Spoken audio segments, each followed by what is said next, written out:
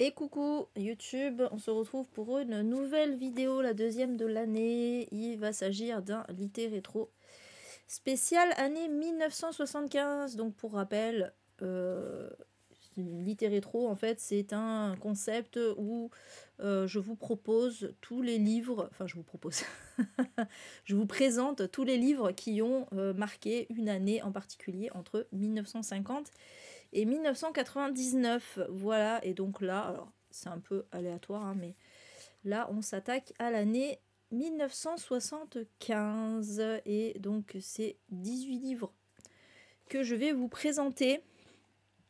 Et je vais d'ores et déjà vous montrer les petites. Elles vont arriver ou pas. Là, autre chose. Voilà, les statistiques. Les petites statistiques de genre, de genre du livre, de genre de l'histoire, de genre de l'auteur ou de l'autrice et des pays d'origine. Bon, là, j'avoue que c'est pas très. Alors, au niveau des genres, ça va. Par contre, au niveau du genre de l'auteur, de l'auteurice, bof bof, hein. Il n'y a que 2 autrices, très masculins.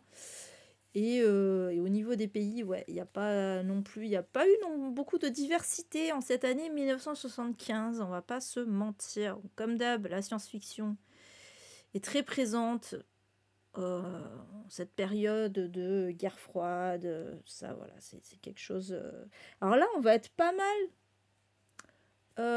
sur le côté écolo, voilà, pour information, parce que je sais pas, je pense que c'était une. C'était, bah si, je sais, parce que 1975, on est en plein dans le mouvement hippie et tout ça, et c'est vrai que on s'interrogeait pas mal sur l'avenir aussi de la planète. Il y avait un côté comme ça aussi, donc voilà. Ce que j'aime bien dans Litté Rétro, c'est de voir un peu comment les histoires fictionnelles en fait s'inscrivent dans l'histoire avec un grand H. C'est toujours intéressant.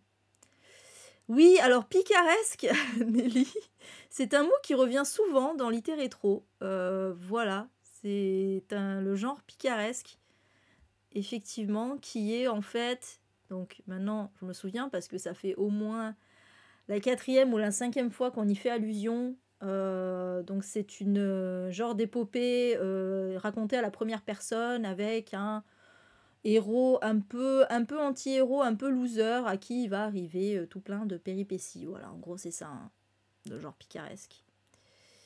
Mais voilà. Ah oui.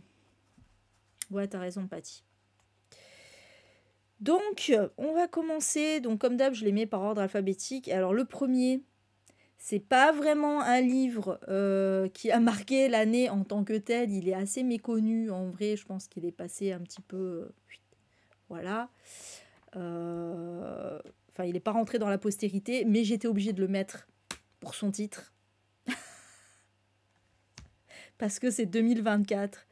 C'est vraiment un pur hasard. C'est un pur hasard, mais voilà, en 75, pardon, en 1975, Jean Dutour de l'Académie française a publié une dystopie qui s'appelle 2024. Et c'est marrant parce que bah voilà, on est au tout début 2024, donc c'est vraiment un hasard, hein. J'ai choisi l'année 1975, bah d'ailleurs c'est dans le chat. C'est dans le chat que des personnes m'ont dit, je voulais que ce soit dans les années 70, on dit 1975. Bon bah ok. Donc voilà. Et donc pour la petite histoire, on est en 2024, évidemment. Les femmes ne font plus d'enfants. Ah, est-ce qu'il a anticipé le fait que, voilà, que la natalité aurait baissé d'ici là, ce qui est vrai, hein. La population de Paris, de la France et même du monde ne compte plus que des vieillards. Et, alors attention, je pense que ça va être très boomer ce 2024, je pense qu'il est très boomer. Les papeteries ont toutes disparu. J'aime bien parce que le drame du truc, bon, d'accord, les femmes font plus d'enfants, ok, mais surtout, les papeteries ont toutes disparu. C'est le cauchemar vu par Jean Dutour. Et donc, on va suivre un narrateur qui est âgé de 70 ans. Ah, c'est marrant parce que c'est l'âge de mon papa. Qui rencontre un jeune père de famille trentenaire avec qui il évoque sa jeunesse, j'imagine. Franchement, mais en plus, le pire, c'est que, bon voilà, c'est hyper boomer. Du coup, je- mon père, en plus, c'est un boomer de ouf. Bah, c'est clairement, hein, c'est baby boom, là. Voilà, on est là-dedans. Mais donc voilà, on nous dit Dutour annonce un monde de vieux, sans enfants, les dégradés. Voilà, voilà, voilà. Donc Dutour est connu comme conservateur, voire réactionnaire, et donc il critique l'évolution de la société et s'interroge sur le problème de la dénatalité. Voilà. Qui ne semble préoccuper que les personnes attachées au passé. Oui, alors, c'est surtout parce que vous voulez des gens pour payer votre retraite, hein, c'est surtout ça. C'est surtout ça le problème. Le fait qu'il n'y ait plus de jeunes, c'est qui va payer vos retraites? Parce que vous en avez encore, les boomers des retraites. Nous, on n'en aura plus. Ah purée, donc voilà. Bon, écoutez, voilà, c'était juste pour la rigolade que ce soit 2024, mais je me doutais. Académie française, quoi, hein. Voilà. Ah ben moi aussi, Julie. Non, mais Michel, toi, ça va, toi, tu comptes pas. T'es pas une vraie boumeuse, toi.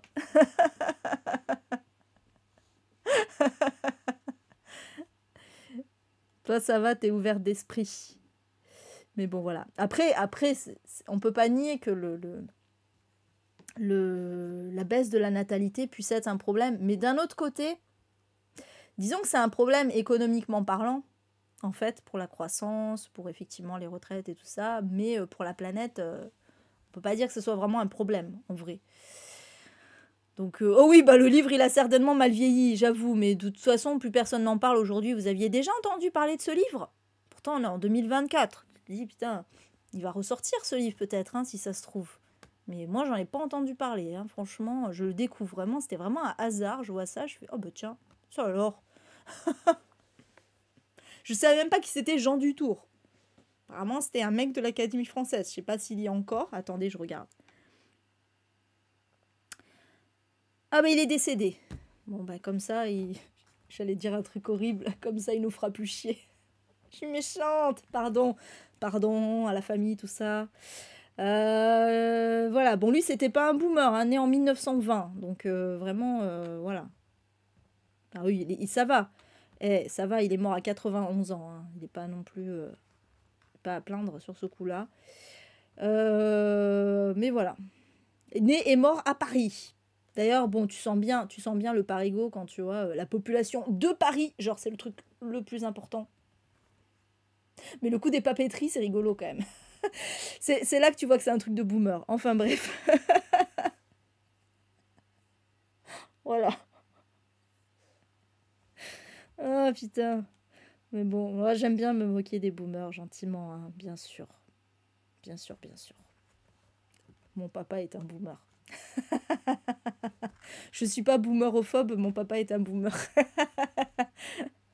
Oui, voilà, c'est le plus important, hein, Thibaut. Oui, je sais. Ah, je sais, mais bon, c'est de bonne guerre. Bref, je pense que ce monsieur a vécu une très belle vie, de toute façon. Je m'inquiète pas trop pour lui. Donc voilà pour celui-ci. Ensuite, bon, on reste dans la SF, mais avec... Alors là, j'aime bien parce qu'on passe d'une extrême à l'autre. On passe complètement d'une extrême à l'autre. Puisque donc on avait le côté conservateur et réac, et maintenant on a le côté totalement féministe. Très féministe. La même année, hein. Donc l'autre moitié de l'homme de Johanna Russ, que j'ai lu, que j'ai grave envie de relire en fait, après avoir relu l'article là sur Wikipédia, sur ce livre. Bah, c'est vraiment un ovni. Et c'est pas un mauvais jeu de mots avec le fait que ce soit de la SF, mais c'est vraiment un ovni ce livre. Il est très très particulier, mais j'avais vraiment adoré. Donc en fait, dans cette histoire, alors c'est très particulier, puisque on est dans un genre d'utopie justement, qui s'appelle Lointain. On est donc dans le futur, hein. Alors, je sais plus en quelle année par contre, mais je crois que c'est pas précisé. Et dans le futur, les hommes ont disparu, voilà, à cause d'une maladie, un peu comme dans Sleeping Beauties ou dans Y le dernier homme. Mais bon, ça, Y le dernier homme, c'est pas une référence parce que pour le coup, c'est anti-féministe. Donc les hommes ont disparu à cause d'une mystérieuse maladie, seules les femmes ont survécu, elles ont reconstruit la civilisation. Et en fait, on va suivre l'une de ces femmes qui s'appelle Janet, qui va remonter le temps, qui va voyager dans le temps, et qui va retourner dans les années 60. Mais sauf que, en fait, ces années 60, elles sont un peu uchroniques. Et franchement, ce livre, c'est un truc de ouf. Vraiment, je sais pas ce qui est passé par la tête de l'autrice, mais c'est assez fou. Donc voilà, dans une version un peu uchronique, mais où on reste quand même dans le côté très patriarcal et tout ça. Et donc Janet, elle va halluciner quand elle va arriver dans les années 60 où bah, voilà, les femmes sont... sont traitées comme de la merde, voilà. Et du coup, en fait, va s'instaurer, en fait, elle va tomber sur... Alors, je crois que c'est Janine, ils le disent pas, là. Elles ont toutes un peu le même prénom. Janine, si c'est ça. Voilà, en 1969. Voilà, c'est ça. On est en 1969. Et elle va tomber sur Janine. Et donc, il va y avoir un échange. Voilà, Janine va lui parler de son monde et Janet va lui parler de son monde aussi, quoi. Et donc, vont se rendre compte des grosses différences qu'il y a, etc. Et, c'est là encore un truc de ouf aussi, c'est qu'il y a un troisième personnage dans l'histoire qui n'est autre que l'autrice elle-même. Et en fait, je sais pas, c'est à la fois une mise en abîme, à la fois on brise le quatrième mur, je sais pas comment dire, mais l'autrice va faire partie de l'histoire tout en racontant le truc. C'est très spécial. J'ai mis du temps à comprendre. D'ailleurs, je me disais, mais c'est qui ce personnage? Je comprenais pas en fait. Et en fait, c'est l'autrice. C'est trop chelou. C'est hyper chelou. Franchement, ce livre, il est vraiment pas simple à lire en vrai. Mais purée, il y avait des passages. J'aurais dû noter les passages. C'est pour ça qu'il faut que je le relise. Il y avait des passages, mais tellement phénoménaux. J'ai adoré. Hyper féministe, putain, 1975, les gars, quoi. C'est un truc de fou. Mais c'était trop bien. Et voilà. C'était juste pour vous dire ça.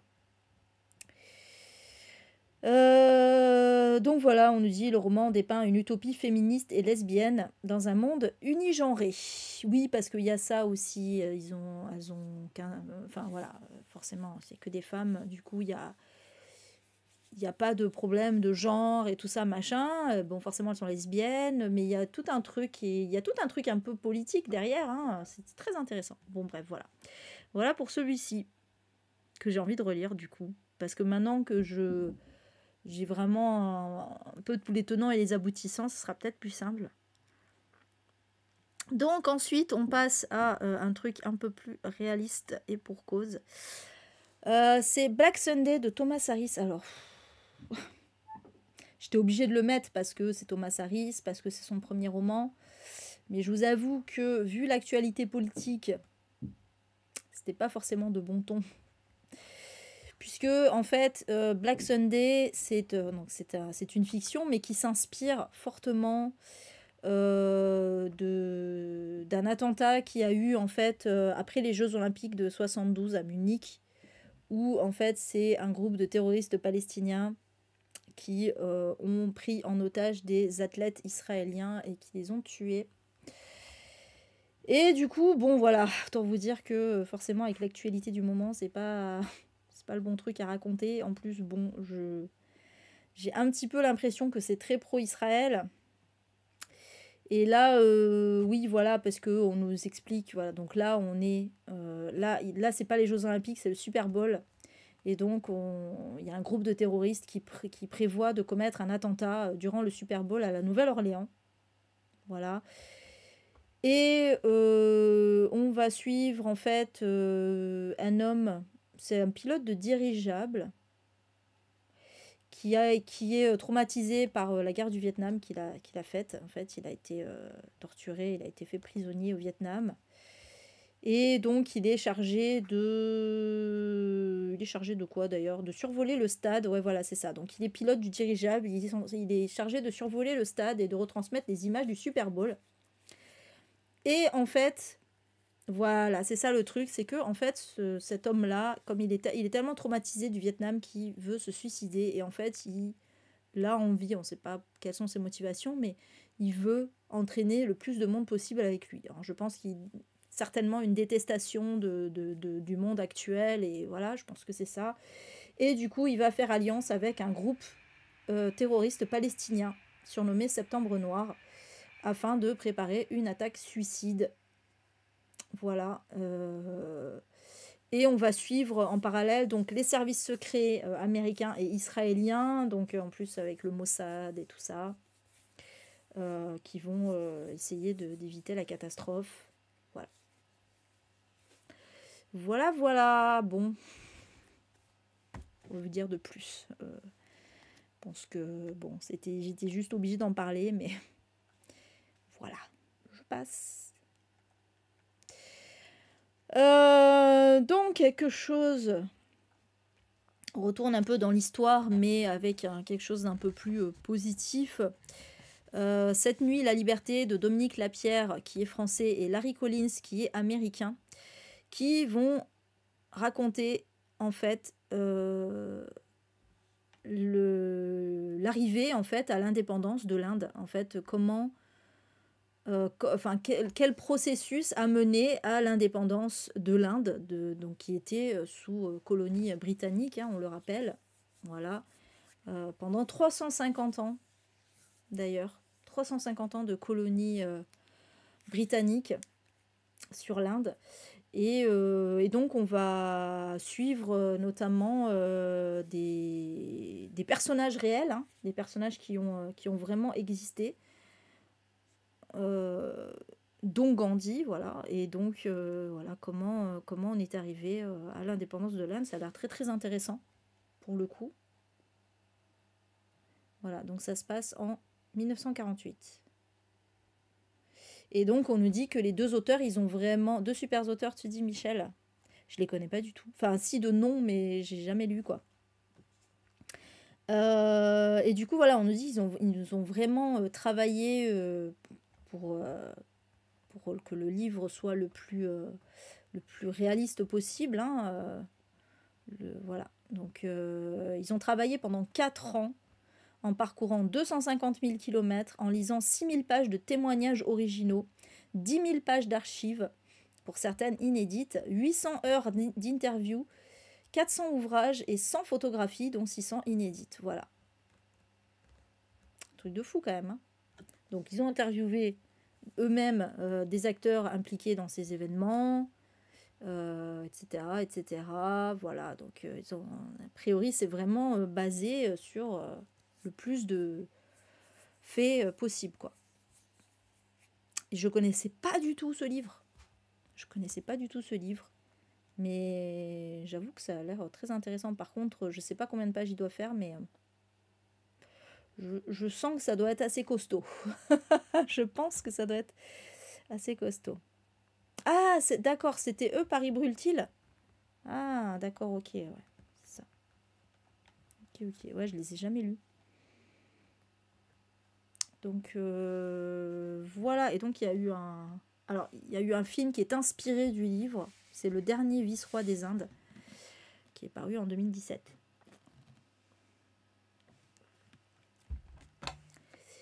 Voilà pour celui. Ça a été un best-seller hein, en 1975, ce livre. 265 000 ouvrages vendus en France, juste en France. Ce qui est quand même assez énorme. Voilà pour celui-ci.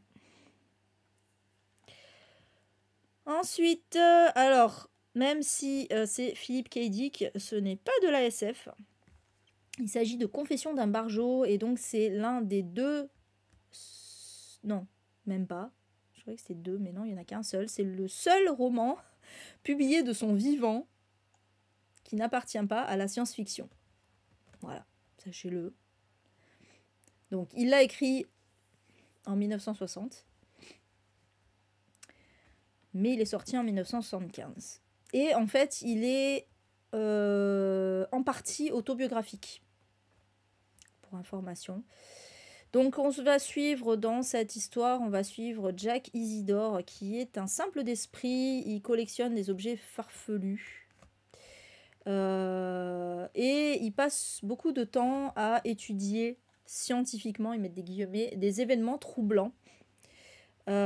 Plutôt que, voilà, il préfère faire ça plutôt que s'occuper de sa propre vie. Il va être pris en charge par sa sœur et son beau-frère. Il va être hébergé chez eux, en fait, à San Francisco. Mais le problème, c'est que sa sœur va un peu l'exploiter, un peu beaucoup même. Donc il va devoir s'occuper des enfants, du ménage, des animaux, etc.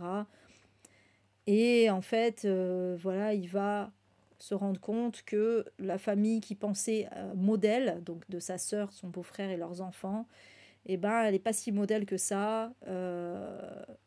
Voilà, sa sœur, elle est assez égoïste, dépensière, etc. Et son mari là-bas. Génial. Et du coup, en fait, un jour, le mari va faire une crise cardiaque. J'ai perdu mon chausson. Le mari va faire une crise cardiaque et il va se retrouver à l'hôpital. Et donc, c'est Jack qui va prendre en main la maison. Et voilà, je sais pas plus. Je connaissais pas du tout ce livre. Excusez-moi, j'essaie juste de remettre mon chausson parce que sinon j'ai froid aux pieds. Ne me demandez pas comment j'ai perdu mon chausson. Je connaissais pas du tout ce livre. Après, moi, je suis pas une grande fan de Philippe K. Dick. Voilà, j'en ai lu 2. Je les ai pas aimés. J'ai lu La Vérité avant-dernière et Le Maître du Haut-Château. Je les ai pas... Enfin, je suis pas détesté non plus, mais voilà. J'ai eu vraiment beaucoup de mal avec la plume de l'auteur. Du coup, même si... En vrai, si c'était que le synopsis, franchement, j'ai envie d'y aller. Je suis assez curieuse. Mais c'est Philippe K. Dick. Je suis pas sûre. Je suis pas sûre. Alors pourquoi... Ouais, par contre, pourquoi c'est autobiographique? Est-ce qu'on nous le dit? Non, on ne nous le dit pas. On ne sait pas. Ils disent que c'est en partie autobiographique. Donc, possible qu'il ait vécu ce genre d'événement quand il était jeune. Je ne sais pas. Enfin, j'imagine qu'en allant voir sa biographie, je le saurais. Mais bon, pas que ça à faire. Je le ferai pour moi. Oui, je sais, j'aurais dû plus me renseigner. Non, en vrai, ce que vous savez pas sur YouTube, c'est que je suis arrivée en retard parce que j'avais pas fini et que j'ai pas eu le temps de bien travailler. Vous allez me dire, tu dis ça à chaque fois. Mais là, j'aurais pu avoir le temps de bien travailler mon littérétro, mais non. Bref. Ah, la série est bien. Ah, j'ai pas vu la série. Ah, comme moi, t'as pas aimé le livre. Bah ouais, mais parce que le problème du livre, c'est qu'on s'attend à un truc un peu politique, et en fait, c'est pas du tout politique, c'est totalement philosophique, quoi. Et c'était pas... Enfin, moi, je me suis fait chier. Ouais, j'ai eu Bic aussi. Je voulais lire Ubik. Mais ça, c'était avant de lire La Vérité avant-dernière et Le Maître du Haut-Château. Maintenant, je sais pas si j'ai très envie de lire Ubik. Voilà. Du coup, coucou Solveig. Du coup, je sais pas. Donc ensuite, je passe. Donc quand je vous disais que ça allait parler d'écologie, voilà un exemple. Avec donc Ecotopia, alors qui était avant nommé, appelé en français Ecotopie, d'ailleurs, de Ernest Callenbach. Donc là, je pense qu'il y en a pas mal qui connaissent ce roman, voire qui l'ont lu. Puisqu'on est dans une utopie. Voilà, alors est-ce que ça se passe... Je sais pas si c'est un truc d'anticipation, je sais plus. Oui, alors celui-là, en plus je l'ai lu là, hein. Enfin pas le livre, mais le... J'ai lu toutes les infos sur le truc, mais voilà. Ah oui, en 1999, oui, non mais si. Donc ça se passe en 1999 et en fait il y a une partie, bah, d'ailleurs on le voit sur la carte là, sur la couverture du livre, il y a une partie de toute la côte ouest des États-Unis qui ont formé une espèce de société utopique écolo, voilà. Et donc, en fait, bah, on va suivre un petit peu leur mode de vie. Alors, sachant qu'ils ne sont pas en mode roots, hein, ils utilisent les nouvelles technologies, par exemple. Mais ils dénoncent quand même, voilà, ils dénoncent en gros le consumérisme. Euh, je sais plus. J'ai pas bossé. En vrai, l'article, il est énorme sur ce livre.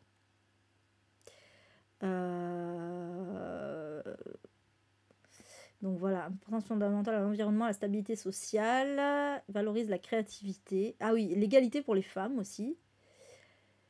Et en fait, ils disent quoi? Anticipation de la réalité, oui, donc ça c'est évident que c'était un peu pour anticiper, enfin c'était un peu, voilà, l'auteur s'attendait à ce qu'on parte dans une société. Il faut dire que les années 60-70, il y a eu vraiment une avancée enfin une avancée, je ne sais pas si on peut parler d'avancée pour le coup, mais une explosion en fait de tout ce qui était éphémère finalement, hein, de la surconsommation en fait d'une façon générale, hein, puisque on a eu le tout plastique par exemple, on a eu les gros centres commerciaux, supermarchés, etc.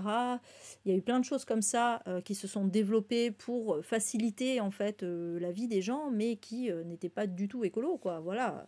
D'ailleurs, on le voit, on en paye le prix. Tiens, c'est encore la faute des boomers, hein, désolé, mais c'est vrai que c'était vraiment sous la génération des boomers que tout ça s'est développé. Après, c'est les premiers à nous dire ah oui, nous on était écolo à l'époque. En fait, non. Vous n'étiez pas écolo. Vos parents, oui. Vous, non. Mais voilà quoi. Et du coup, on voit ce qui se passe aujourd'hui. Et je pense que du coup, l'auteur, déjà en 1975, puisque tout est arrivé vraiment dans les années 60, s'est rendu compte qu'on partait vers une société de consommation à outrance, en fait, hein, à l'excès.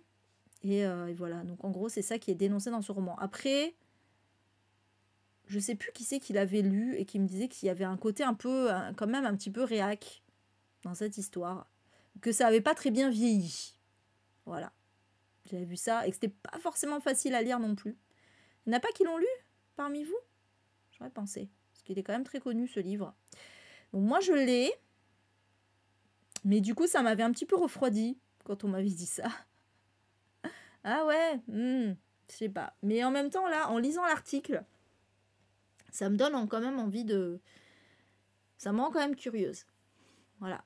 Donc possible que je le lirai. Putain, ça aurait pu rentrer dans le calendrier là pour Utopie. Parce que là pour le coup c'est vraiment une utopie quoi. C'est pas une utopie qui va être contestée.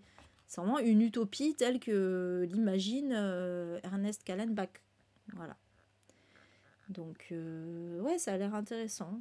Voilà, c'est lui, il sur le mode de vie tel qu'il aimerait qu'on soit, quoi. Voilà pour celui-ci. Ensuite, on change totalement de style, même si on reste un peu dans le fantastique, avec Fog de James Herbert. Et j'ai découvert, je ne le savais pas, que ça n'avait rien à voir avec le film de John Carpenter. Moi, j'étais persuadée que le film de Carpenter, Fog, donc, c'était l'adaptation de Fog de James Herbert. Moi, ça me paraissait logique. Mais non, parce que je connaissais pas le synopsis. Fog, j'ai vu le film. Moi, j'ai vu le film. Mais je pensais que c'était ça. Non, pas du tout. Pas du tout, du tout. Rien à voir à part le titre. Donc, en fait, là, parce que c'est pas du tout une histoire de nuages avec... Parce que Fog, le film, c'est des nuages avec des créatures qui sortent... des nuages. Le brouillard, pourquoi je dis des nuages, n'importe quoi. Du brouillard. Du brouillard avec des créatures qui sortent un peu comme Brume de Stephen King. Hein. Là, non, pas du tout. En fait, c'est un nuage toxique. C'est une arme chimique. Voilà. Une arme chimique qui a été expérimentée par l'armée, qui a été oubliée sous terre, enfin voilà, qui a été visiblement enterrée là et oubliée. Sauf que à la suite d'essais militaires, ça va être libéré accidentellement. Et donc ça va évidemment semer la mort sur son passage. Et voilà, il va falloir s'organiser pour sauver le monde de ce nuage toxique. Voilà, en gros c'est le synopsis du livre qui effectivement n'a rien à voir avec le film. Voilà. Oui, même la couve prête à confusion, on est d'accord. En plus ça fait un peu zombie la couve. Mais ouais, j'étais persuadée, mais non. Comme quoi, hein. Bah je me suis dit, même en plus, même époque, Carpenter, James Herbert. James Herbert, c'est quand même un mec qui est connu dans le fantastique, un peu horrifique. Du coup, ça me paraissait logique, quoi. Bah non. Bah non, pas du tout. Ok. Du coup, c'est... Ils disent que c'est un roman fantastique, mais bon, là, on a l'impression que c'est plus... Alors voilà, je lis pas, parce qu'après, je veux pas être spoilé. En plus, ils mettent l'entièreté du résumé du livre. Hein. Donc, je veux pas être spoilé, mais je sais pas où est le côté fantastique dedans. Voilà pour celui-ci. Mais du coup, ça me donne envie de le lire aussi. Il y en a plein que je vais vouloir lire. Hein. Lire ou relire, parce que du coup, ça m'a donné envie de relire L'autre moitié de l'homme. Mais bon. Ensuite, Le gang de la clé à molette d'Edward Abbey. Donc là, cette histoire qui a d'abord été... paru. Donc quand c'est paru en 97, en France, c'est paru sous le titre « Ne meurs pas au Mont Désert ». Voilà. Pourquoi alors c'était quoi le titre original? Ah, j'ai pas mis les titres originaux, c'est ça que j'ai pas mis. Je me disais, mais il manque une ligne dans mon truc. Parce qu'en fait, je vous explique. Bon, c'est pas très grave. Tant pis, pour cette fois-là, vous n'aurez pas les titres originaux. À chaque fois, je reprends le littérétro d'avant, je supprime les diapos, je garde que la première, et après je duplique. Mais du coup, la première, c'était français, et donc il n'y avait pas de titre original, et du coup, j'ai pas fait gaffe, et j'ai pas mis les titres originaux. Donc le titre original, là, c'est The Monkey Wrench Gang. Littéralement, wrench, c'est quoi déjà? Putain, je sais plus. Bon, bref, vous avez le titre original, démerdez-vous. Mais ouais, j'ai complètement oublié de mettre les titres originaux. Je me disais, c'est bizarre, et j'ai l'impression qu'il manque une ligne. Il y avait un truc en plus avant. Mais j'ai pas été chercher. Bref, donc dans cette histoire, alors voilà, donc on retourne dans l'écologie, puisque on va suivre 4 activistes écologistes qui forment le groupe Saddam Sin Smith. Et on va suivre aussi un mormon polygame. Bon, en même temps, j'ai envie de dire, c'est un pléonasme, non? Un chirurgien poète, là, c'est pas trop un pléonasme. Et ainsi que la compagne du chirurgien qui est toxicomane, visiblement. Bon, on va suivre plein de gens, en fait. Hein. Il y a un vétéran de la guerre du Vietnam, tout ça. Et en fait, ils vont ensemble se consacrer à l'éradication de tout ce qu'ils considèrent comme des systèmes qui polluent ou détruisent leur environnement. Et alors, ce qui est marrant, c'est que ça se passe au sud-ouest des États-Unis, un peu comme dans Ecotopia.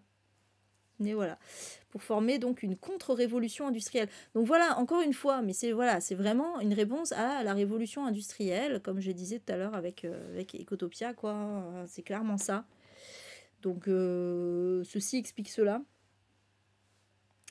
Et voilà, donc un roman qui célèbre le sabotage pour protester contre la destruction de l'environnement et des espaces sauvages par l'urbanisation. Et d'ailleurs, il a donné son nom, en fait, ce livre a donné son nom à une expression, en fait, monkey wrench, c'est synonyme de sabotage écologique. Donc en gros, genre, nous, ce que Darmanin appelle des éco-terroristes, alors que c'est pas du tout des terroristes, hein, parce qu'ils font de mal à personne, mais en gros, tous les gens qui vont saboter des installations, etc., par militantisme écologique, ben c'est ça en fait. Voilà, donc c'est des monkey wrench, sachez-le. C'est intéressant, je trouve. Voilà pour celui-ci, qui me semble pas mal. J'ai bien envie de le lire aussi, celui-là, du coup. Bon, après, il y a un mormon dans l'histoire, alors je sais pas pourquoi il est écolo, le mormon, mais... Si, d'un côté, oui, évidemment, les mormons, ils sont pas trop pour la révolution industrielle, c'est logique. Mais après, c'est vrai que ça va pas trop avec l'écologie... bah, qu'on associe un petit peu à voilà, la lutte des classes, etc. aussi. Donc bon, après, voilà. Bref. Ensuite, alors, on reste un peu... enfin, on n'était pas dans la SF, mais bon. On retourne dans la SF, on va dire, avec Grimus de Salman Rushdie, qui est son premier roman. Un de ses premiers romans, en tout cas, c'était vraiment à ses tout débuts, et c'est fou parce qu'il a fallu attendre 2023 pour avoir une traduction française chez Gallimard, quand même. Hein. Truc de fou. Donc, en fait, on est... alors là, je crois que c'était un petit peu complexe.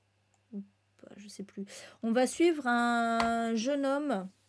Alors, il y a un côté un peu raciste dans le truc parce que c'est un jeune homme amérindien, donc autochtone, qui s'appelle Aigle Errant. Je sais pas trop si c'est un peu cliché. Bon, on est en 1975, donc c'est un peu logique en même temps. Qui va recevoir, donc on est dans du... Ici classé SF, ouais, c'est SF fantastique. Il va recevoir le don de l'immortalité en buvant un fluide magique. Et on va le suivre dans son errance sur la Terre pendant 777 ans, 7 mois et 7 jours. C'est précis. À la recherche de sa sœur qui s'appelle Louve Ailée. J'en peux plus des noms. Qui elle aussi est immortelle et qui explore des identités, mais elle va tomber un jour dans un trou dans la mer Méditerranée. Et donc, en fait, ou c'est lui, non, c'est lui qui va tomber dans un trou. Et il va arriver dans une dimension parallèle. Sur une île qui s'appelle le Calf, où les immortels qui se sont lassés du monde se sont regroupés dans un genre de communauté. Voilà. Voilà, j'en sais pas plus et je veux pas en savoir plus parce que sinon je pense que ça spoil. Ça a l'air très chelou. Après, moi j'ai jamais lu cet auteur, il me fait un peu peur. Ouais, comme toi Sophie. Il me fait un peu peur cet auteur. Je sais que j'ai les versets sataniques dans ma palle. J'ai jamais réussi à le sortir. Il me fait trop peur.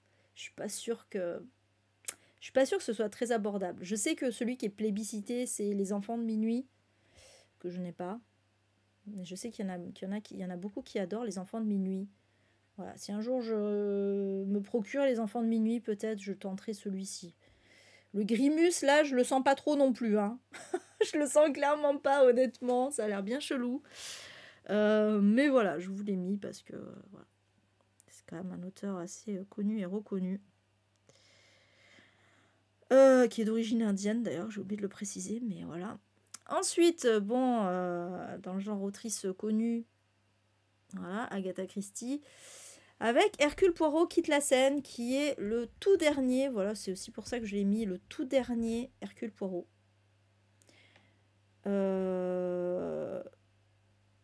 Et en fait, je vous avoue que j'ai pas trop compris le synopsis et que du coup, je préfère pas trop en dire, de peur de spoiler. Mais en fait, l'action se déroule de nouveau à Styles Court, qui était aussi le lieu du premier Hercule Poirot, qui était donc la mystérieuse affaire de Styles. Et en fait, voilà, on a des personnages qui reviennent également, notamment Hastings. Styles Court est devenu une pension de famille. Poirot, lui, il est pas en très bonne santé. Pas du tout même. Mais voilà, voilà, c'est ça le truc que j'ai pas trop compris, c'est qu'il dit à Hastings qu'il va de nouveau partir à la chasse aux meurtriers, alors que il n'y a pas eu de meurtre. En fait, il donne... Est-ce qu'il y en a qui l'ont lu, celui-ci? Est-ce qu'il y en a qui l'ont lu, Hercule Poirot, qui de la Seine? Parce qu'on nous dit, voilà, il va donner une liste d'affaires de meurtre où à chaque fois un coupable a été condamné. Et il va expliquer à Hastings qu'une personne a été très proche de chacune de ces affaires et que donc c'est forcément le meurtrier. Sauf qu'il n'y a pas eu de meurtre. Donc voilà, c'est très bizarre. Et que cette personne est présente sur place. Donc en fait, c'est une enquête. C'est Minority Report le truc. Il sait déjà que ça va être un meurtrier avant et qu'il faudra l'arrêter, quoi. Je sais pas, c'est chelou. Donc voilà, s'il y en a qui l'ont lu, qui veulent expliquer un peu le truc. Mais du coup, je m'arrête là pour pas être spoilé. Mais voilà, fallait que je le mette parce que c'est le tout dernier. D'ailleurs, j'ai été spoilée sur un truc, mais bon. C'est le tout dernier Hercule Poirot. Donc, encore de la SF avec... Ça, c'est plus édité. Il y en a quelques-uns dans la liste qui sont plus édités. L'autre moitié de l'homme aussi, par exemple. Il y en a quelques-uns. Illuminatus, qui est une trilogie. Donc ça, c'est le premier tome. Alors, c'est paru à la fois en un seul tome et en 3 tomes aux États-Unis. Donc c'est paru sous le titre The Illuminatus Trilogy. Voilà. Et donc là, premier tome en France, L'œil dans la pyramide. Putain, c'est quoi ce pseudo? Bref. Et du coup, là, en fait, ouais, je l'ai mis parce que c'était intéressant. Parce qu'on nous dit que, en gros, c'est la trilogie qui a influencé tous les complotistes qui croyaient aux Illuminati. Voilà. Mais aussi les écrivains qui mettent en scène le complotisme. Donc c'était vraiment un peu à la base des récits sur le complotisme. Hein, voilà. Donc là, en l'occurrence, sur les Illuminati. Donc c'est une satire postmoderne. Et donc on va y suivre pas mal de théories du complot. Ça va parler de psychotropes, de sexe, de magie. Voilà, on a plusieurs points de vue narratifs, on a plusieurs thématiques, dont la contre-culture. Voilà, en gros, il n'y a même pas vraiment de... Si, il y a un résumé, mais c'est un résumé complet. En gros, ça commence, on me dit, voilà, ça commence par une enquête qui est menée par 2 détectives de New York sur le bombardement d'un magazine de gauche et la disparition de son rédacteur en chef. Et en fait, je sais pas pourquoi, on va parler notamment de l'enquête concernant l'assassinat de JFK. Pas que de JFK, de Robert Kennedy aussi et de Martin Luther King. Et en fait, en gros, ça va être tout un truc, voilà. En fait, les auteurs vont dire, voilà, tout est lié. En gros, tout est lié. C'est des puissantes sociétés secrètes qui ont organisé tout ça. Voilà, en gros, ça va être à fond dans les théories du complot, etc. Et donc, en gros, les 2 détectives vont être entraînés dans une multitude comme ça de théories du complot. Et voilà, et on va suivre aussi un journaliste, apparemment. Alors, je crois que c'est un journaliste du magazine qui a été bombardé, visiblement, si je comprends bien, qui va être arrêté pour possession de drogue. Et il va avoir des hallucinations au sujet de sa propre exécution. Bref, ça a l'air très chez père, hein, quand même, hein, j'ai envie de dire. Je vois des trucs. La prison est bombardée. Parce que pourquoi pas. Tout qui est bombardé dans ce truc. Bon voilà, ça a l'air très perché. Mais en même temps, ça me rend trop curieuse, moi. Parce que bon, évidemment, ça se prend pas au sérieux. C'est pas un vrai truc, même si les complotistes, ils ont été influencés par ça. C'est évidemment pas... J'ai pas cité les auteurs d'ailleurs. C'est Robert Shee enfin, Robert Shee et Robert Anton Wilson. Voilà. Oui, voilà, c'est vraiment c'est plus pour se moquer, je pense, des théories du complot, justement. A priori, hein. Voilà.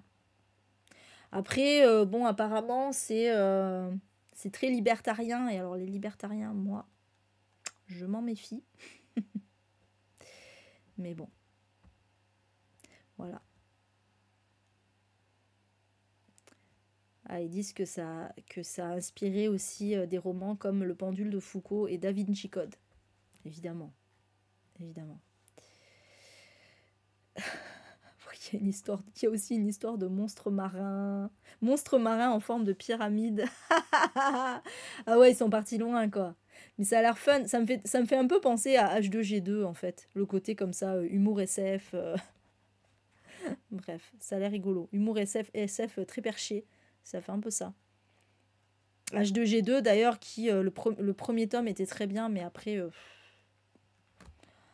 c'était un peu lourdingue.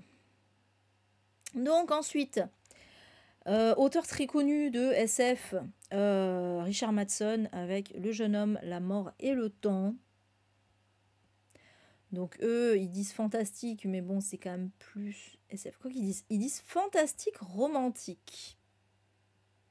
D'accord, pourquoi pas. Donc dans cette histoire, on suit... Donc c'est une histoire sur le thème du voyage dans le temps, c'est pour ça que pour moi c'est plus SF, mais bon. On suit Richard, qui est un scénariste de 36 ans, qui est atteint d'une tumeur au cerveau inopérable. Voilà, en gros, il est condamné. Et il va décider de passer ses derniers jours dans un hôtel de luxe, plutôt ancien, l'hôtel Del Coronado. Et en fait, il va devenir obsédé par la photographie d'une célèbre comédienne de théâtre qui s'est produite dans ce même hôtel dans les années 1890. Et il va s'informer sur elle. J'ai peur d'être spoilé, donc je ne veux pas trop en lire. Surtout que là, on commence à être dans les livres que j'ai pas trop... j'ai pas trop... comment... Merde. Réviser. J'arrive même peu à retrouver des mots simples comme ça va plus. Hein. Mais bref, voilà. Et du coup, voilà, oui, c'est ça. En fait, il va développer un moyen de voyager dans le temps pour aller retrouver, j'imagine, cette actrice. Voilà, pour aller rencontrer cette actrice. D'où le côté, oui, ben voilà, d'où le fantastique romantique. Ça me fait un peu penser à 22 en 63, où vraiment il y a une grosse... Enfin, la romance tient beaucoup de place dans l'histoire, en fait. Hein. Et c'est pareil, c'est une romance entre un mec de nos jours et une femme du passé. C'est marrant. Donc voilà. Bref, si ça vous intéresse, je l'ai mis. C'est marrant. Qu'est-ce qu'ils disent du coup Oui, en fait, c'est lui-même, Richard Matheson, qui était fasciné par le portrait d'une actrice américaine, Maud Adams, qui voit dans un théâtre ancien. Et du coup, voilà, il dit qu'il est tombé amoureux d'elle dans son imagination. Et il s'est demandé ce qui se passerait s'il arrivait la même chose à quelqu'un qui pouvait remonter le temps. Voilà, d'où cette idée de livre. Putain, c'est bien les mecs quand même. C'est bien les mecs, hein. Il fallait qu'ils trouvent un moyen d'aller harceler une meuf dans le passé quand même, hein. Je veux pas dire... Mais...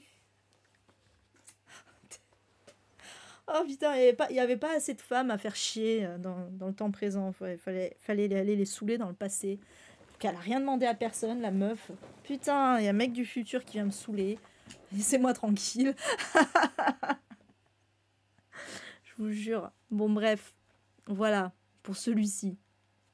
Ensuite, donc, quand je parlais de lièvre tout à l'heure, le lièvre de Vatanen de Arto Pasilina, qui est un auteur finlandais, que peut-être que vous connaissez le film, puisque c'était quand même un film français, il me semble. Attendez, je regarde ce qu'ils disent. Franco-belgo-bulgare. Oui, le réalisateur est français, avec Christophe Lambert. Ouais, c'était ça. Voilà. Donc, il y a eu d'abord, en 77, un film finlandais. Et ensuite, voilà, il y a eu... donc, il s'appelait L'année du lièvre. Et ensuite, il y a eu le lièvre de Vatanen, donc en 2006. Mais je ne l'ai pas vu. Moi, je ne l'ai pas vu. Et donc, dans cette histoire, on suit Vatanen, qui est journaliste à Helsinki, donc à la capitale, hein, qui revient d'un reportage avec son collègue photographe lorsque leur voiture va percuter un lièvre. Et donc, Vatanen va partir à la recherche de l'animal blessé. Et en fait, c'est toute une métaphore.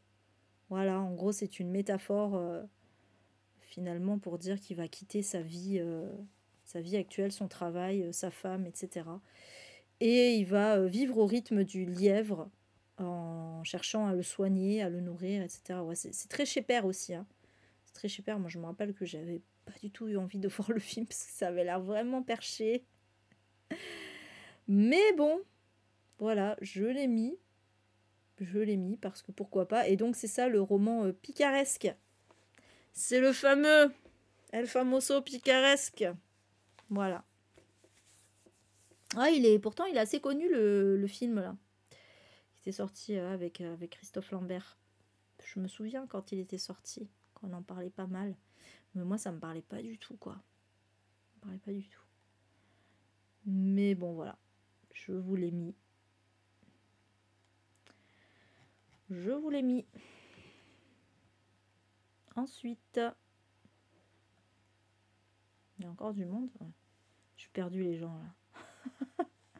Bon, on revient aux fondamentaux. Ça ira mieux. Alors, avec Salem de Stephen King, évidemment. Un de ses tout premiers romans, est-ce qu'ils disent le combien? Ah, c'est de son deuxième. Voilà, son deuxième. Ouais, il me semblait bien qu'il était dans les tout premiers, celui-ci. Puisque le premier, c'est Carrie. Et donc, le deuxième, c'est Salem.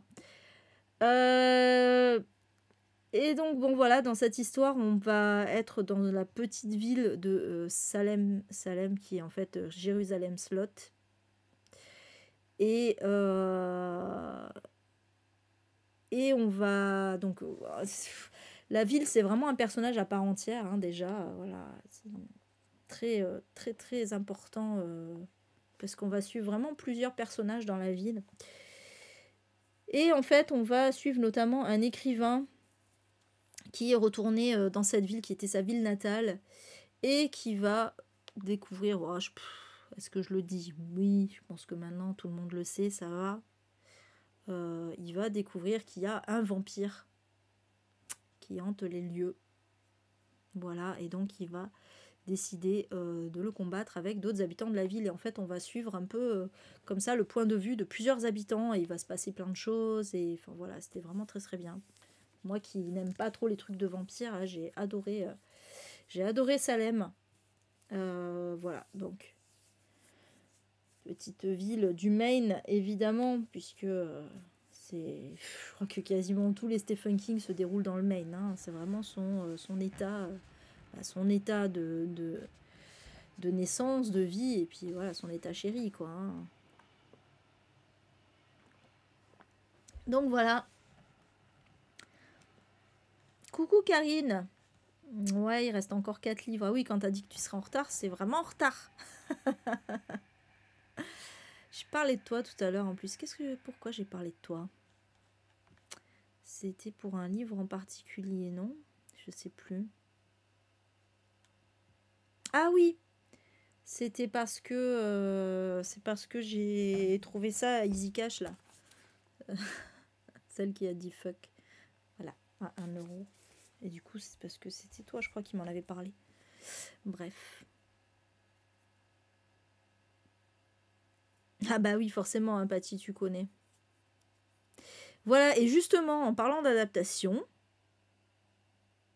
normalement, il y a donc un film qui va sortir en 2024. C'est marrant quand même, le hasard, quoi. Et attendez, parce que c'est pas le seul truc aussi comme ça.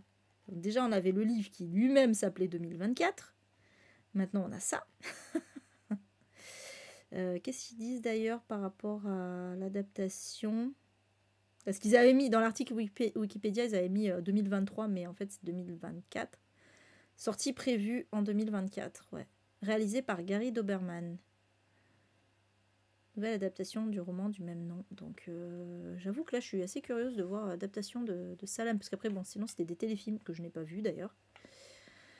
Oui, après moi aussi j'attends évidemment Oli avec impatience, hein, ça c'est clair. Ok, d'accord, je comprends. Ouais, j'ai vu. Après, de toute façon, je resterai sans doute au 1, mais voilà. Bref, donc voilà pour Salem. Évidemment. Deuxième livre du King. Et un de ses meilleurs. On va pas se mentir. Ensuite. Alors. Shogun, qui n'est plus édité non plus, de James Clavell. D'ailleurs, j'ai galéré pour trouver une couverture à peu près correcte à vous mettre. C'est un truc de fou. D'ailleurs, c'est l'édition qu'on a, nous. On a trouvé cette édition. On avait trouvé cette édition à Emmaüs, je crois. Donc Shogun de James Clavell, qui est un roman historique qui se passe donc dans l'ère Edo, hein, dans le Japon féodal. Voilà. Et en fait, on va suivre l'ascension d'un guerrier, en fait, à l'époque, voilà, qu'on appelle un daimyo, et qui s'appelle Toranaga.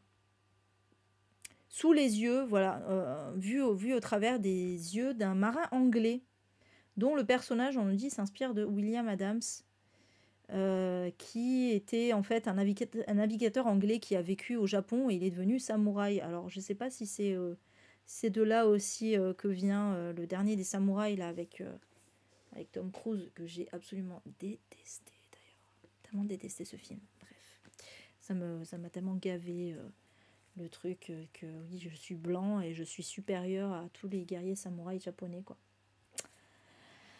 Et bref. Putain, ce truc, c'était tellement appropriation culturelle, racisme de ouf, mais bon. Et en plus, c'est Tom Cruise. Déjà que j'aime pas de base, alors imaginez le truc. Bref, bon là, voilà, c'est pas tout à fait la même chose, puisque là, on va suivre vraiment un vrai samouraï, a priori. Voilà. Bon, moi, je l'ai pas lu. Je sais pas, je pense que Kim l'a lu. Parce que quand on l'avait trouvé, il m'a dit « Ah, c'est un chef-d'œuvre et tout. Voilà, il faut le prendre. » Et donc, ce que je disais, c'est que, figurez-vous, encore une fois, le hasard, il y a une série qui est prévue en 2024. Donc, a priori, voilà, qui va être diffusée sur Hulu. Vous savez, là aussi, il y avait La Servante écarlate. À partir de février 2024. Et sur Disney+, ensuite, voilà. Donc, on trouvera la série Shogun, mini-série. Bon, c'est américain, hein, fallait pas rêver que ce soit japonais, mais bon. Mais voilà. Du coup, ça sera sur Disney+. C'est ouf, hein, quand même. Ça parle pas de film. Ah, si. Ah oui, mais parce que, en fait, d'accord. En fait, c'est une série à la base, Patty, mais qui a été éditée en film aussi. En fait, ils ont fait plusieurs formats. Mais à la base, c'est une série. Voilà, voilà. Et après, ils ont fait des jeux vidéo, plein de trucs, en fait, hein. Mais c'est marrant, quand même. Il y a même une comédie musicale aussi, d'ailleurs. Ah bah oui, forcément, toi, t'étais au courant. Évidemment que t'étais au courant, toi. Mais moi, je savais pas. Je savais pas. Mais c'est ouf, en fait, de voir... Enfin, voilà, les livres de 1975, visiblement, vont être adaptés en 2024. Alors après, je pense que c'est parce que ce sont des livres écrits en 74 et donc il y a 50 ans. Je me dis, je vois ça un peu comme ça aussi. Mais je sais pas, après, c'est juste un hasard, hein. Mais bon, c'est marrant, en tout cas. Voilà, donc pour celui-ci, bah, du coup, moi je regarderai la série. Franchement, le livre c'est un méga pavé, hein. Je dis comme ça, ça me semble pas très digeste. Donc je pense que je vais rester sur la série. Ensuite, bon, là, ça, vous devez forcément connaître La vie devant soi de Romain Gary, qui a été publié sous le pseudonyme d'Émile Ajar et qui a obtenu le prix Goncourt, d'ailleurs, cette année-là. Et donc, là, en fait, on va suivre dans cette histoire. Moi, je ne l'ai pas lu, hein. On va suivre Mohamed qui raconte sa vie à Belleville. En fait, il est gardé par une femme qui est une juive rescapée d'Auschwitz et qui est une prostituée à la retraite, qui est maintenant gardienne d'une pension clandestine pour les enfants des prostituées. Voilà. Et donc, Mohamed, qui est surnommé Momo, pense avoir 10 ans. On ne sait pas trop si on connaît son vrai âge. Et il ne connaît pas ses parents. Voilà. Et j'imagine, je ne veux pas trop en lire parce que je ne veux pas être spoilée ou quoi, mais j'imagine qu'on va suivre un petit peu, qu'il va raconter un petit peu sa vie, quoi. Ok, toi tu l'as lu, Karine, c'était touchant. Ouais, c'est sûr, Patty, c'est clair. C'est clair, ça va être intéressant. Ok, ok. Voilà. Moi, je sais pas. Putain. Ouais, ça spoil. Le résumé, il spoil. On va éviter de trop de trop en dire. J'imagine qu'on va parler aussi de la vie de cette Madame Rosa, puisqu'elle est rescapée d'Auschwitz. Donc forcément, j'imagine bien qu'on va en parler. Et certainement aussi du racisme, hein. Je suppose. Si le héros s'appelle Mohamed, à mon avis, c'est pas pour rien.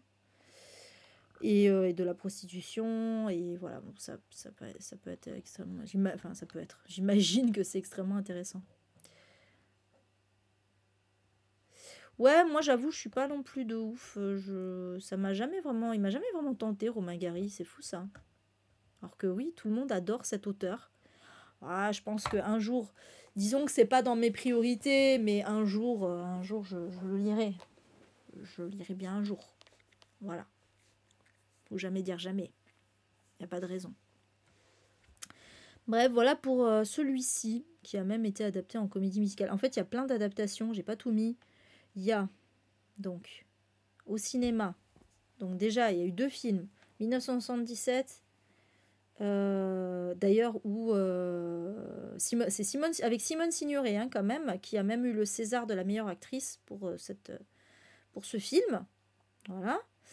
En 2020, adaptation réalisée par Eduardo Ponti, avec Sophia Loren. Putain, elle a eu elle a eu du beau monde pour l'interpréter quand même, Madame Rosa, hein. Parce que Simone Signoret, Sophia Loren, ok. Et donc ensuite, qu'est-ce qu'on nous dit? Donc, comédie musicale en 1986, adaptée, donc comédie musicale par Gilbert Bécaud, hein, rien que ça. Voilà. Donc, la comédie musicale s'appelle Madame Rosa, donc là, c'est carrément, c'est elle qui est le personnage principal. Visiblement, vu les actrices et 12 ans, l'impression que c'est Madame Rosa, hein, le personnage principal. Mais bon, voilà. Et ensuite, donc, il y a eu un téléfilm en 2010 et une pièce de théâtre en 2008. Voilà, donc beaucoup d'adaptations quand même, hein. Et même un livre audio, ouais, bon, en même temps, ça c'est un peu logique, mais ils le mettent quand même, on sait jamais. Mais voilà. Ah, t'as pas aimé La promesse de l'aube? D'accord, oui. Oui, c'est lui, ouais, La promesse de l'aube, tout à fait. Ok, ok. Bah, c'est bon à savoir. Du coup, j'irai peut-être plus vers celui-ci. Donc voilà. Ensuite, autre auteur français connu, Patrick Modiano, avec Villa Triste. Patrick Modiano, prix Nobel de littérature. C'est précisé à chaque fois maintenant. Qui a eu le prix des libraires, Villa Triste. Et qui a été... Et non, j'ai oublié de le mettre. Il a été adapté au cinéma. J'ai oublié de le mettre, pardon. Mais c'est parce qu'il n'était pas indiqué au bon endroit. En 1994 par Patrice Lecomte.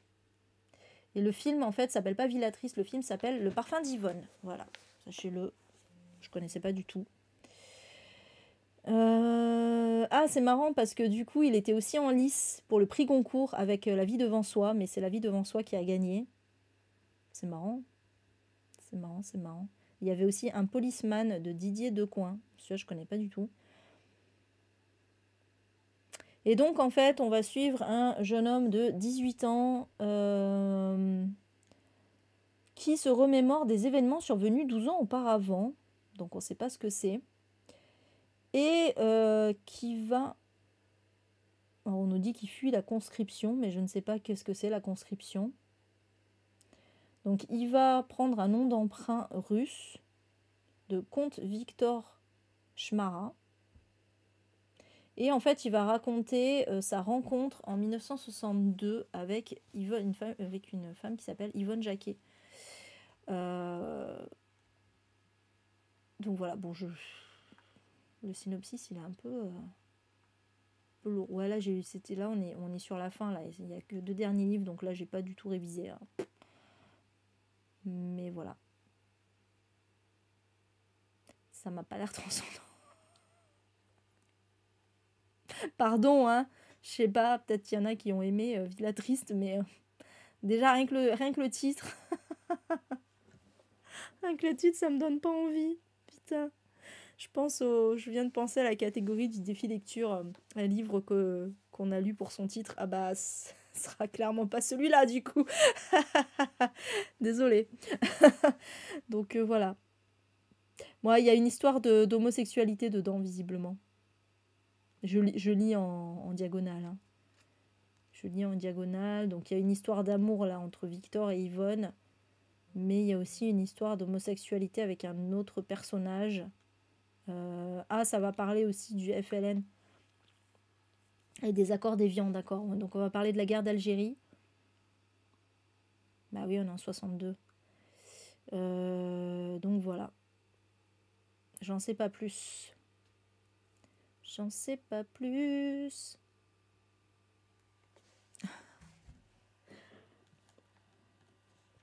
Voilà pour celui-ci. Et le dernier de la liste, il s'agit de... Encore les 3 derniers, c'était que des auteurs français connus. Donc, W ou Le souvenir d'enfance de Georges Perec, qui est à moitié autobiographique, apparemment. En fait c'est un chapitre sur 2, c'est autobiographique, et un chapitre sur 2, c'est une fiction. Georges Perec, il aime bien faire des trucs chelous, hein, je précise. C'est quand même lui qui a écrit La disparition, où il n'y a pas la lettre E, comme un roman qui est un peu limite presque un essai finalement sur la littérature. Enfin voilà, il aime bien faire des trucs un peu hybrides, un peu particuliers comme ça. Et donc là on nous dit, donc dans la partie fiction, on suit donc un homme qui s'appelle Gaspard Winkler, qui apparemment, dont c'est pas le vrai nom apparemment, qui vit dans une ville d'Allemagne et qui va recevoir une lettre mystérieuse lui proposant un rendez-vous. Donc Gaspard, en fait, c'est un déserteur qui vit avec des faux papiers. Et l'auteur de la lettre mystérieuse va se présenter au rendez-vous et lui révéler que ses papiers d'identité appartenaient, donc son identité actuelle, Gaspard Winkler, c'est en fait l'identité d'un garçon sourd-muet,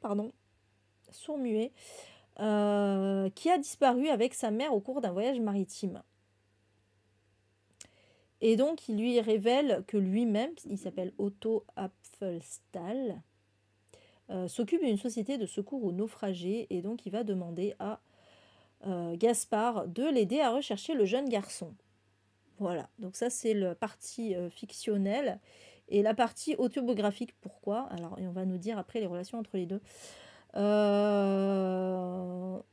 Où en fait, voilà, il raconte un petit peu... donc il raconte son enfance. Il raconte son adoption en 1945 par la sœur de son père et son mari. Il dit qu'il n'a pas du tout de souvenirs d'enfance. Et en fait, bon, voilà, il va raconter un petit peu, je pense, la suite de tout ça. Et donc le lien entre les deux, parce que c'est tout, donc les deux sont narrés à la première personne, évidemment. Et donc il va y avoir un rapport qui va se nouer petit à petit, en fait. Notamment... Ouais, voilà, en fait, le Gaspard, c'est un peu lui-même qui essaie, ouais, voilà, c'est ça, qui essaie de retrouver l'enfant qu'il a été, parce qu'il dit qu'il n'a pas eu de souvenir d'enfance, etc. Donc en fait, c'est toute une métaphore. C'est marrant. Mais ok. Voilà, voilà. Et donc W, c'est le nom de l'île où, je pense, a disparu le jeune garçon. C'est ça. Une île organisée selon des lois absurdes qui déshumanisent les habitants. Et donc pour lui, en fait, c'est un peu la transposition des camps de concentration. Puisque la mère de Georges Perec a perdu la vie dans un camp de concentration. Voilà, on retourne là-dedans. Voilà. Mais en vrai, ça a l'air intéressant. En vrai, ça a l'air intéressant. Bah, cette espèce de parallèle, en fait, entre les deux, comme ça. Mais après, bon, voilà. Georges Perec, je préférerais lire justement comme un roman. C'est vraiment celui que j'ai envie de lire, pour le coup. Mais c'est intéressant. Parce qu'on nous dit, en plus, on nous dit que l'île W, en fait, c'est une utopie qui vire au cauchemar. Ça a l'air super intéressant. Putain, en fait, je suis en train de parcourir un peu l'article Wikipédia et ça me donne trop envie. Reprise de lieu commun des romans utopiques. Bon, on aime bien l'utopie hein, en 1975, hein, visiblement. Parce qu'on avait L'autre moitié de l'homme, c'était une utopie. Ecotopia, c'était une utopie. Et là, il y a encore une utopie. Vous aimez bien les utopies? Peut-être je me relirai L'autre moitié de l'homme en utopie aussi. Voilà. Voilà, voilà. Pour celui-ci, bah écoutez, c'était le dernier. Voilà, j'espère que cette petite sélection vous aura intéressé, vous aura donné envie d'en lire certains. Moi, oui. Clairement. Et en relire aussi. Il y a pas mal de trucs qui m'ont intéressé dans cette histoire. Et voilà, et donc sachez qu'il va y avoir des adaptations en 2024. C'est peut-être pas fini. Mais voilà, et du coup, le prochain Litté Rétro, on a déjà décidé, ça sera 1989. Et ça sera début février. Premier jeudi de février. Voilà. Sur ce, la prochaine vidéo, ce sera le fameux... Ça sera une grosse vidéo, puisque ce sera le fameux bilan de l'année 2023. Donc avec...